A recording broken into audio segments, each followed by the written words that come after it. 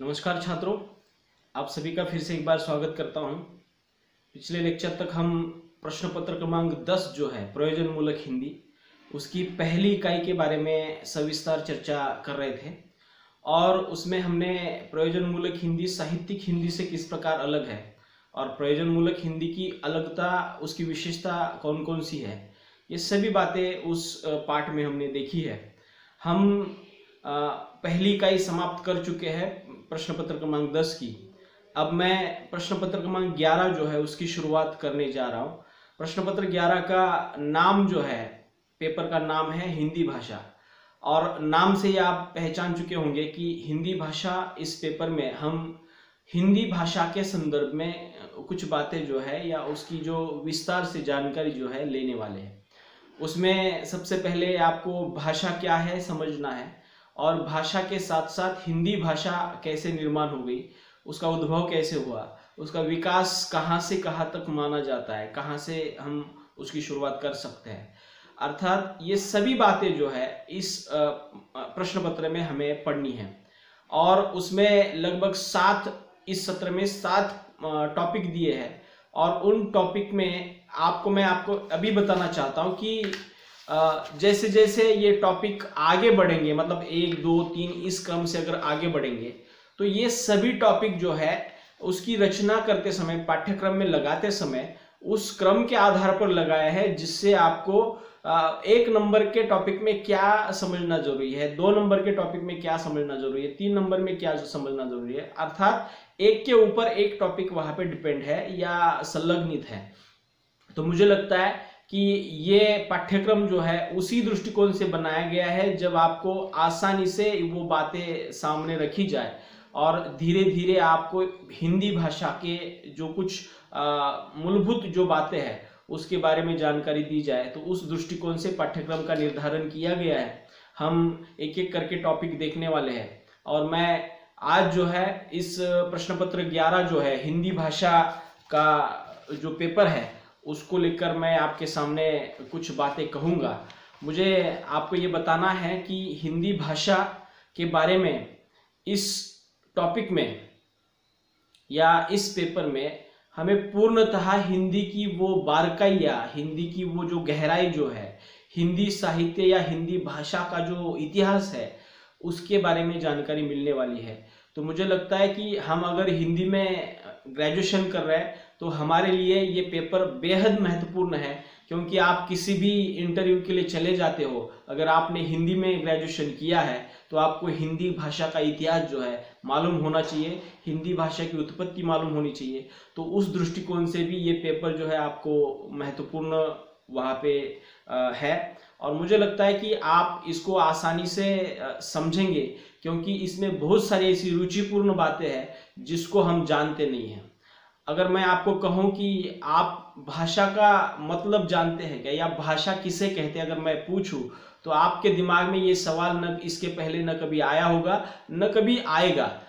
लेकिन ये टॉपिक पढ़ने के बाद, ये प्रश्न पत्र पढ़ने के बाद आपको सही मायने में भाषा किसे कहते हैं और उसकी परिभाषा क्या है, उसका अर्थ क्या है, मनुष्य के पास भाषा कैसे आ गई, वो आ गई तो ध्वनि के रूप में या अर्थात आवाज के तौर पर वो कैसे आ गई, लिखित तौर पर कैसे आ गई, ये सभी बातें जो है डिटेल में हम जो है इस प्रश्न पत्र के भीतर पढ़ने वाले हैं। तो मुझे लगता है कि ये प्रश्न पत्र जो है हमारे लिए बेहद महत्वपूर्ण है। उस दृष्टिकोण से इसको थोड़ा सा और गंभीरता से ले लीजिएगा। प्रयोजन मूलक हिंदी हमारे आसपास की हिंदी है, हमारे आसपास के क्षेत्रों की हिंदी है, लेकिन हिंदी भाषा का जो इतिहास है उसको भी समझना बेहद महत्वपूर्ण है। तो इसलिए मैं थोड़ी सी जानकारी जो है पूर्व पीठिका के रूप में मैं आपके सामने हिंदी भाषा का पेपर शुरू करने से पहले, उसमें से पहला टॉपिक शुरू करने से पहले थोड़ी सी प्रस्तावना के तौर पर कह लीजिएगा, कुछ बातें आपके सामने रखता हूं ताकि आपको ये महसूस हो जाए या ये अंदाज आ जाए कि हमें इस पेपर के अंतर्गत क्या क्या पढ़ना है, कहाँ तक पढ़ना है। तो देखिएगा कि भारतीय अन्य आर्य भाषाओं की भांति हिंदी का विकास भी संस्कृत भाषा से हुआ है। मतलब भारत में आज जितनी भी भाषाएं मौजूद है उन सभी भाषाओं का लगभग विकास जो है संस्कृत भाषा से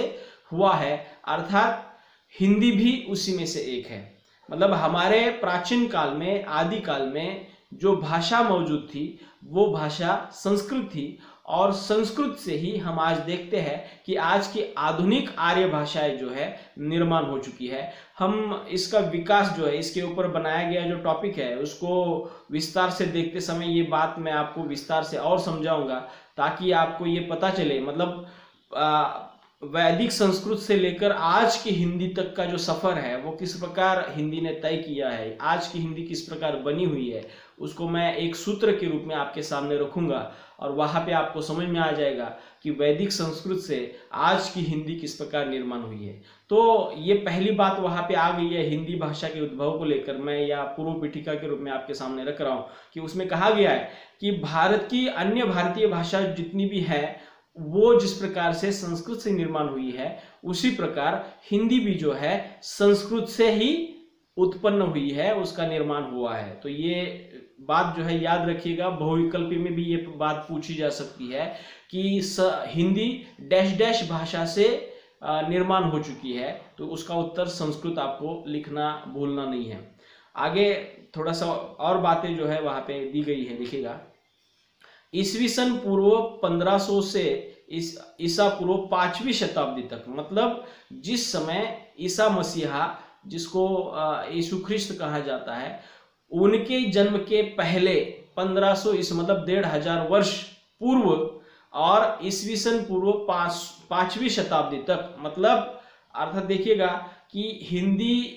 भाषा का जो इतिहास है अगर संस्कृत से पकड़ेंगे तो लगभग 3500 वर्ष का इतिहास है। तो वहां से हिंदी की शुरुआत वहां पे हो जाती है। संस्कृत उस समय मौजूद थी, और उसी संस्कृत की उत्तराधिकारी हिंदी होने के कारण हमें हिंदी का इतिहास जो है ईसा पूर्व 1500 ईस्वी सन तक वहां पे लेके जाना पड़ता है, और वहां से आगे मतलब आज तक जो है उसका इतिहास हमें परखना पड़ेगा, और तभी जाकर वो बातें समझ में आ जाएगी। आपको टेंशन लेने की जरूरत नहीं कि 3500 वर्ष का इतिहास कैसे समझना होगा, तो ये बात बिल्कुल आसान है, मैं एक एक करके आपके सामने रखूंगा। देखिएगा ये बात वहां पे आ गई है कि ईसा पूर्व 1500 ईस्वी से ईसा पूर्व 5वीं शताब्दी तक भारत में संस्कृत भाषा 2 रूपों में प्रचलित थी। मतलब मैंने आपको अभी कहा था कि भारत की सभी भाषाएं संस्कृत से निर्माण हुई है, और लगभग ईस्वी सन पूर्व 15वीं शताब्दी में भारत में जो संस्कृत भाषा थी वो 2 रूपों में प्रचलित थी।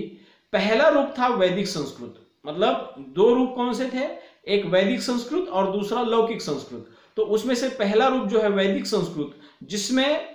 हमारे चारों वेद जो है, यजुर्वेद, अथर्ववेद, ऋग्वेद, सामवेद, ये सभी चारों वेद जो है हमारे इस वैदिक संस्कृत के अंतर्गत लिखे गए हैं, और साथ ही साथ उपनिषद की कुछ रचनाएं, उपनिषद जो है ये भी वैदिक संस्कृत में लिखे गए हैं। और दूसरा रूप जो है लौकिक संस्कृत का आ जाता है, और जिसमें रामायण, महाभारत आदि महाकाव्यों की रचना हुई दिखाई देती है। तो मुझे बताना क्या है कि जो संस्कृत के जो 2 रूप वहां पे प्रचलित थे, उन 2 रूपों में उनके नाम मैं फिर से एक बार दोहराता हूं, वैदिक संस्कृत और लौकिक संस्कृत। वैदिक संस्कृत उस संस्कृत को क्यों कहा गया, क्योंकि उसमें चारों वेद जो है, हिंदू संस्कृति में जो चारों वेद माने जाते हैं, जिनको हम सम्मान से स्वीकारते हैं, तो वो सभी चारों वेद जो है वैदिक संस्कृत से लिखे गए हैं। और दूसरा जो रूप आ जाता है वो है लौकिक संस्कृत का, जिसमें रामायण, महाभारत की जो रचनाएं जो है, वो ग्रंथ जो है लौकिक संस्कृत के अंतर्गत वहां पे लिखे गए हैं। भाषा की प्रकृति है कि वह कठिनता से सरलता की ओर बहती है। इसका मतलब क्या है कि भाषा जो है पूर्व के काल में थोड़ी सी कठिन थी, लेकिन जैसे जैसे वो आगे बढ़ रही है, मान लीजिएगा कि 2000 की बात ले लीजिएगा, सन 2000 की भाषा और 2020 की भाषा, आपको ये महसूस होगा कि 2000 की भाषा थोड़ी सी कठिन थी और 2020 की जो भाषा है वो थोड़ी सी सरल बनती जा रही है। इसका मतलब ये है कि भाषा का स्वभाव ही है, भाषा के अंतर्गत वो गुण ही है कि वो कठिनता से सरलता की ओर बहती है। इसी प्रवृत्ति के अनुसार ईस्वी सन पूर्व 5वीं शताब्दी तक लौकिक संस्कृत की एक धारा सरलता की ओर बहती हुई पाली के रूप में वहां पे परिणित हो गई। मतलब क्या है कि हम देख रहे हैं कि वैदिक संस्कृत से लौकिक संस्कृत, और लौकिक संस्कृत 5वीं शताब्दी तक चल रही थी, और 5वीं शताब्दी से वहां पे और वो भाषा सरल बनती गई और वो जन सामान्य की भाषा बनती गई, और उस भाषा से वहां पे पाली का निर्माण, पाली भाषा जो है वहां पे निर्माण हुई दिखाई देती है, और लौकिक संस्कृत का ही परिवर्तन जो है पाली के रूप में, पाली भाषा के रूप में वहां पे हुआ दिखाई देता है। इसी काल में यही भाषा बौद्ध धर्म की या बौद्ध ग्रंथों की भाषा बनी रही। मतलब ईस्वीसन 5वीं शताब्दी में वहां पे, ईस्वीसन पूर्व 5वीं शताब्दी में वहां पे बौद्ध काल, जिसको सम्राट अशोक का काल कहा जाता है, और बौद्ध जो धर्म है उसके अनुयायियों की भाषा जो है वहां पे पाली रह चुकी है, और उस बौद्ध ग्रंथों का निर्माण भी जो है वहां पे पाली के अंतर्गत हुआ है। आगे चलकर 5वीं शताब्दी तक आते आते इसे प्राकृत नाम से भी अभिहित किया जाने लगा। मतलब वही पाली जो है बाद में और अधिक प्राकृतिक हो गई, मतलब निसर्गतः, मतलब स्वभावतः, मतलब लोगों के पास जैसे जैसे वो पहुंच रही थी वैसे वैसे उसके अपने रूप जो है वहां पे बन रहे थे, और उसी पाली से जो है वहां पे प्राकृत, जिसको निसर्गतः वो निर्माण हो गई है, ऐसी प्राकृत भाषा जो है वहां पे निर्माण हो चली है। मैं आपको अभी थोड़ा सा सिर्फ नाम याद रखिएगा, मैं आपको बोर्ड पर वो सभी सूत्र जो है आपके सामने रखूंगा कि जिसमें आपको दिखाई देगा कि पाली, उसके बाद आप प्राकृत, उसके पहले लौकिक संस्कृत, उसके पहले वैदिक संस्कृत, ये जो क्रम है ये भी एक बार आपके दिमाग में आ जाए तो ये बात समझने में आसानी हो जाएगी। तो अब तक सिर्फ इतना याद रखिएगा कि संस्कृत के 2 रूप तत्कालीन समय में वहां पे प्रचलित थे, वैदिक संस्कृत और लौकिक संस्कृत, और वहां से आगे लौकिक संस्कृत से पाली का निर्माण हो गया, और पाली से हम देख रहे हैं कि प्राकृत भाषा जो है वहां पे निर्माण हो गई है। काल में पैशाची,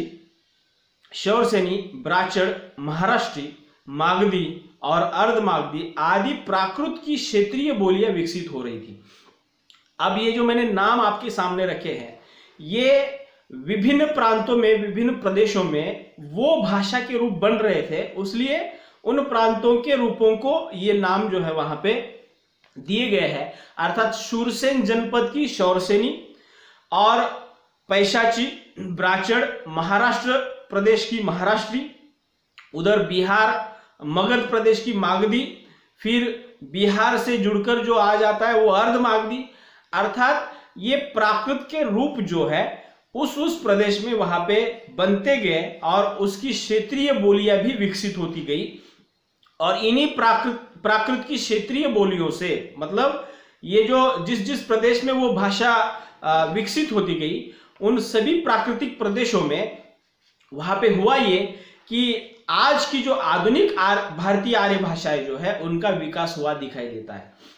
मतलब प्राकृत से होते होते प्रांतीय भाषाएं बनती गई,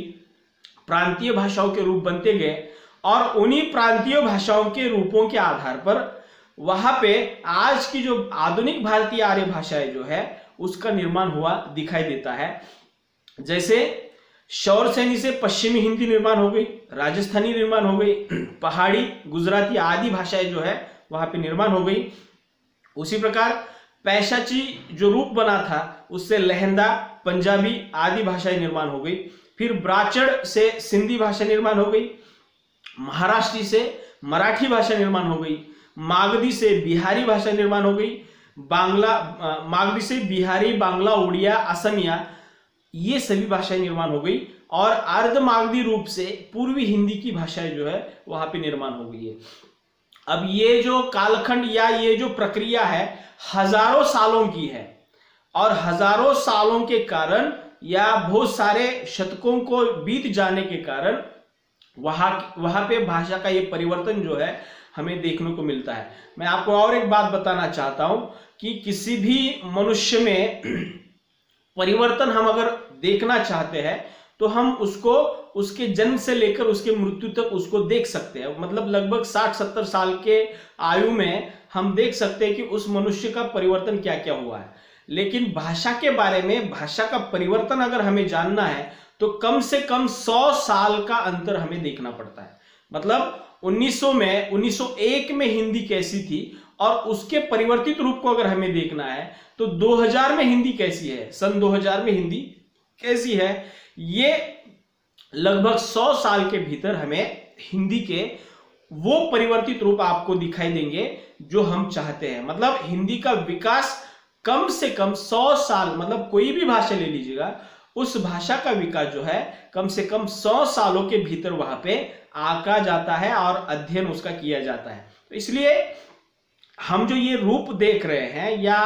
प्राकृत से निर्माण हुई जो भी कुछ प्रांतीय भाषाएं थी, उनसे निर्माण होने वाली जो आधुनिक आर्य भाषाएं हैं, ये एक ही दिन में या 5-6 सालों में वहां पे निर्माण नहीं हुई है, उसके लिए बहुत साल बीते हैं। परिणामतः धीरे धीरे ये वहां पे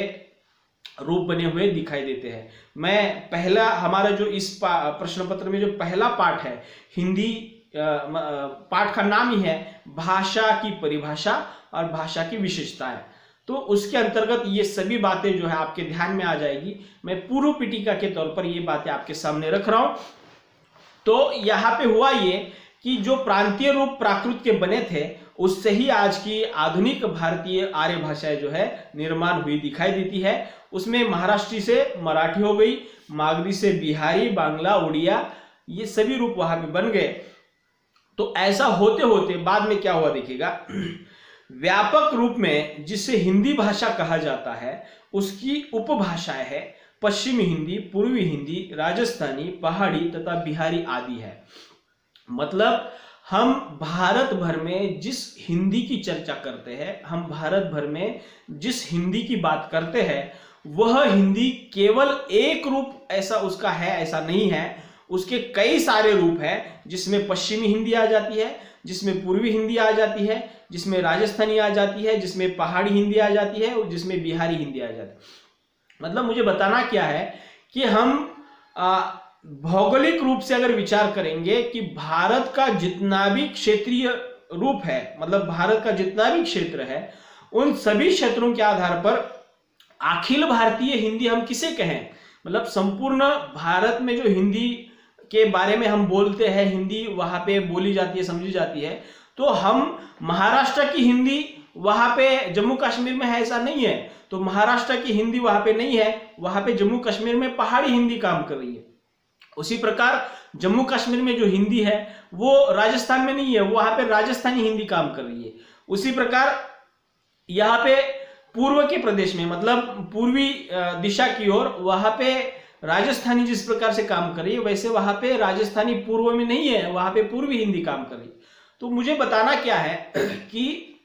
हम अखिल भारतीय हिंदी की जो बात कर रहे हैं उसमें केवल हिंदी का एक रूप है ऐसा नहीं है, उस प्रदेश की अपनी हिंदी वहां पे काम कर रही है। तो उस दृष्टिकोण से अगर विचार किया जाए तो इनमें से प्रत्येक उपभाषा की अपनी कुछ बोलियां है, मतलब ये जो प्रांतीय रूप बने हुए हैं उनकी अपनी भी कुछ बोलियां है। अर्थात बोली का मतलब क्या है कि जो भाषा का जो सीमित रूप होता है, मतलब सीमित प्रदेश तक वो बोली जाती है। उदाहरण के तौर पर अगर मैं आपको बताऊं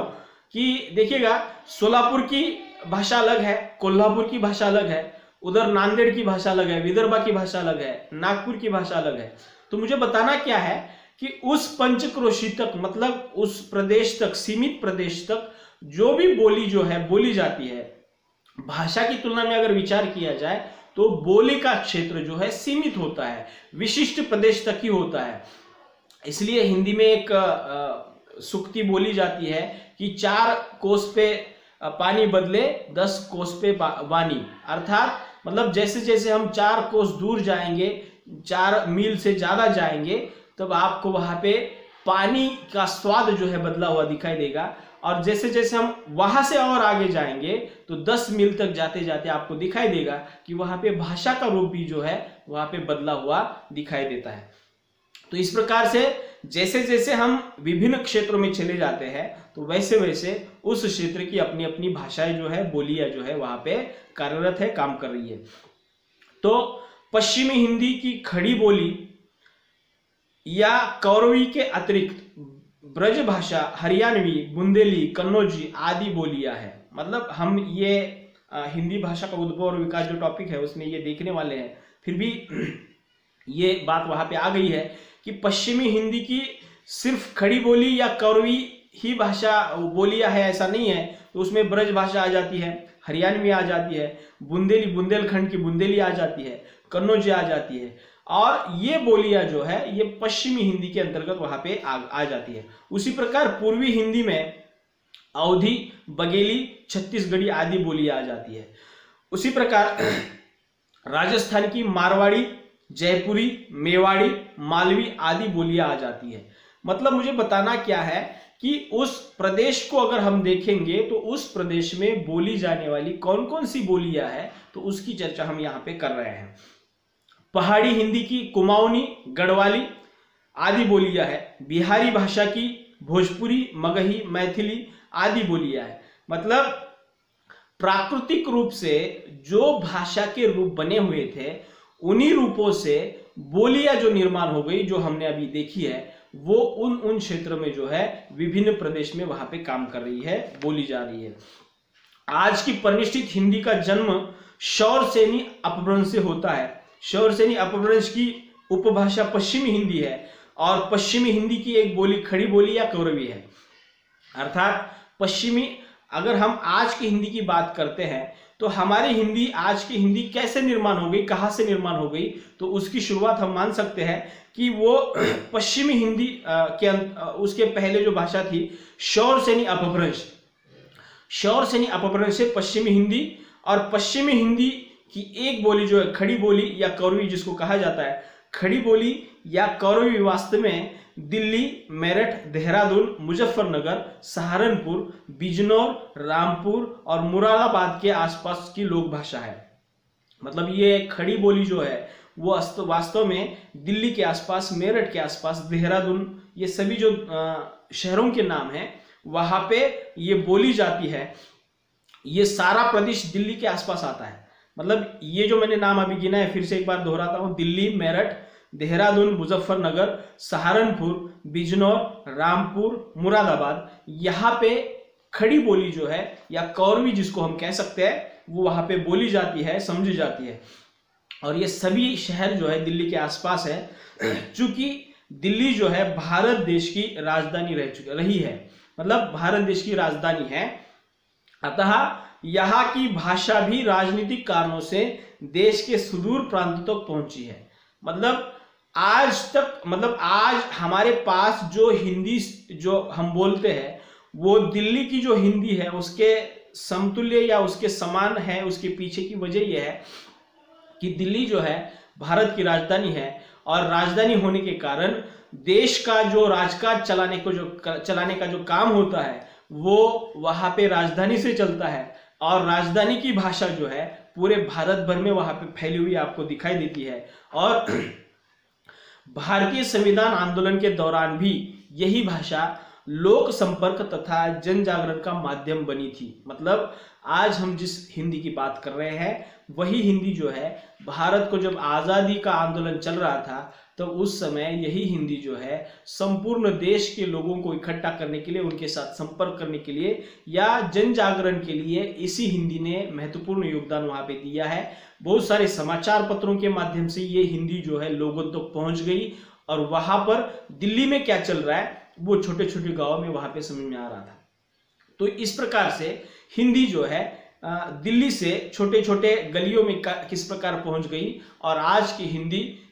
उसका संबंध शौरसेनी अपभ्रंश से, उसके पहले वैदिक संस्कृत से किस प्रकार है, ये बातें थोड़ी सी इसमें आ गई है। अगले लेक्चर में मैं यहाँ से आगे की बात बताऊंगा। तब तक के लिए रुकते हैं, धन्यवाद।